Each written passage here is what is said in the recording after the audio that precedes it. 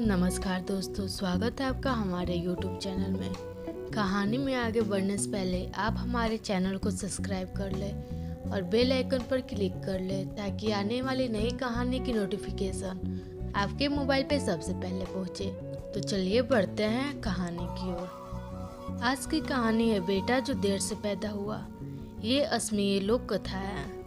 एक आदमी था जिसके यहाँ वृद्धावस्था में एक पुत्र का जन्म हुआ, पर वृद्ध को समझ नहीं आ रहा था कि वो अपने बेटे का नाम क्या रखे। तब वो नाम का चयन करने के लिए एक ज्योतिषी के पास गया। यह जानकर कि पुत्र का जन्म वृद्धावस्था में हुआ है, ज्योतिषी ने उसका नाम नोमोल रख दिया। वृद्ध आदमी ने उसे 1 साल व चांदी का सिक्का उपहार में दिया, कहीं वह नाम न भूल जाए। इस आशंका से वृद्ध वापस जाते हुए बार बार नोमोल नोमोल बोलता जा रहा था। रास्ते में नोमोल बदलकर नेमेल हो गया। जब वो नदी के तट से गुजरा तो वहाँ एक व्यापारी ने तट पर अपनी नाव बांध रखी थी। जैसे ही वृद्ध आदमी व्यापारी की नाव के पास पहुंचा, व्यापारी ने नाविक को नाव खोलने का आदेश दिया। नाविक जैसे ही ऐसा करने लगा, उन्होंने वृद्ध आदमी को नामेल, जिसका अर्थ उनकी भाषा में होता था कि नाव में मत जाओ, बोलते सुना। यह सुन नाविक ने व्यापारी से कहा कि एक वृद्ध आदमी ने हमें नाव के पाल खोलने के लिए मना किया है। व्यापारी ने वृद्ध आदमी को बुलाया और उससे उसकी वजह पूछी। वृद्ध आदमी को लगा कि अगर उसने व्यापारी की बात का जवाब दिया तो हो सकता है कि वह नाम भूल जाए, इसलिए वो लगातार नेमेली उच्चारण करता रहा। व्यापारी ने गुस्से में कहा, इतने लंबे समय तक यहाँ रहने के बाद मैंने नाविक को नाव खोलने का आदेश दिया, पर न जाने कहाँ से यह बदनसीब आदमी आ गया और मेरी शुभ यात्रा में बाधा डाल रहा है।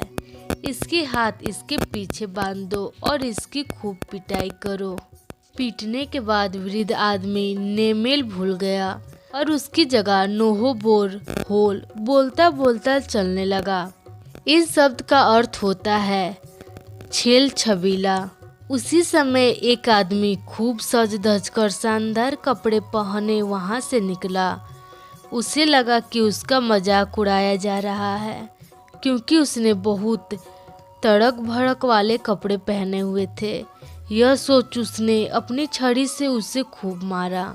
दर्द से कहराते हुए वृद्ध आदमी नोहो बोर होल शब्द भूल गया और रोते रोते बोलने लगा, सितूत कोई हेतुरे सोरा, यानी कि यह दबसरे से कहीं बेहतर है। उसी समय घेंगा रोग से पीड़ित 2 आदमी वहां से गुजरे। उन्हें लगा कि वो उनकी बीमारी का मजाक उड़ा रहा। क्रोधित हो वह उसे तब तक मारते रहे जब तक कि वह जमीन पर न गिर गया।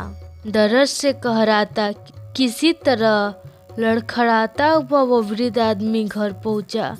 घर पहुंचकर उसने अपनी पत्नी को सारी बात बताई कि उसे कैसे कैसे संकटों का सामना करना पड़ा।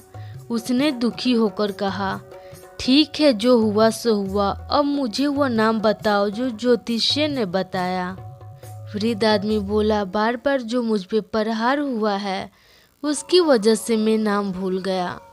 यह सुन वृद्ध स्त्री बोली, अगर तुम नाम भूल गए हो तो हम क्या कर सकते हैं।